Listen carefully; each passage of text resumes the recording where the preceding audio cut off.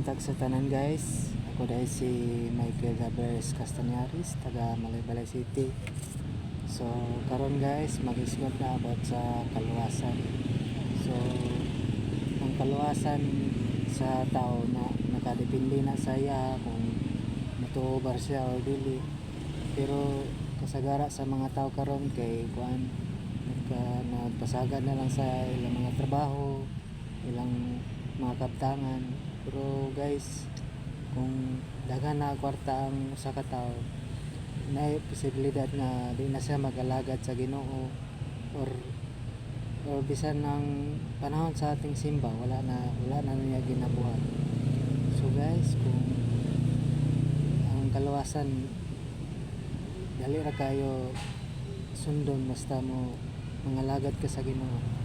So guys, kung maluwas imong kalag, kung mga ikagpasaylo sa Ginoo, dawaton nimo siya imong Ginoo, imong personal nga luwas. So guys, ang kaluwasan nakadepende sa imo. So kuan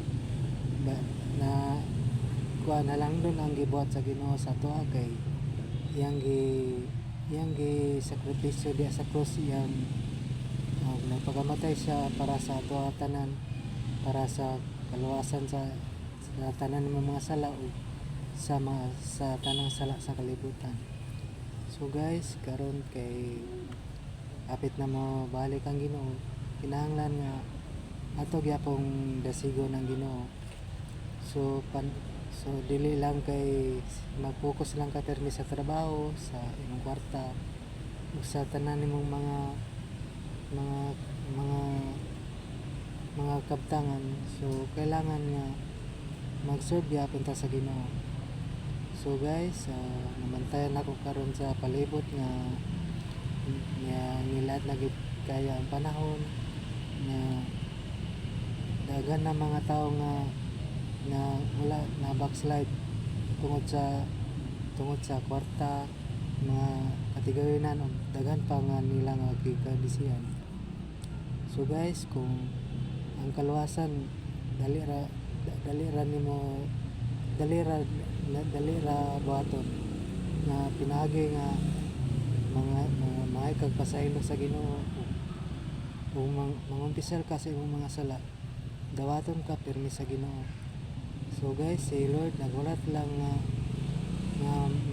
mga ikagpasaylo sa imong mga sala, dawaton ka niya pirmi guys. Sa akong na-experiencehan sa pagpangalagad sa Ginoo, nagmanaugon ko kay daghan kong nakita nga mga kausaban sa akong kinabuhi. So kaniadto akong kinabuhi nga wala pa ko sa pagmangalagad sa Ginoo. So niagi kong mga bisyo nga dili maayo, labi na sa inom, sigarilyo, ug mga barkada. So ato nga panahon guys, miserable akong kinabuhi. Bisan sa akong pamilya, gamiton ni Satanas ang akong pamilya sa pag-atag o kagliman nako. So guys, dagan og option si Satanas para matintal ka sa iyang mga blaton. So guys, ang example sa pagpakasala, ang pagpangawat, pagpanapaw, o nakasulat sa 10 Commandments ang mga ginadili na sala.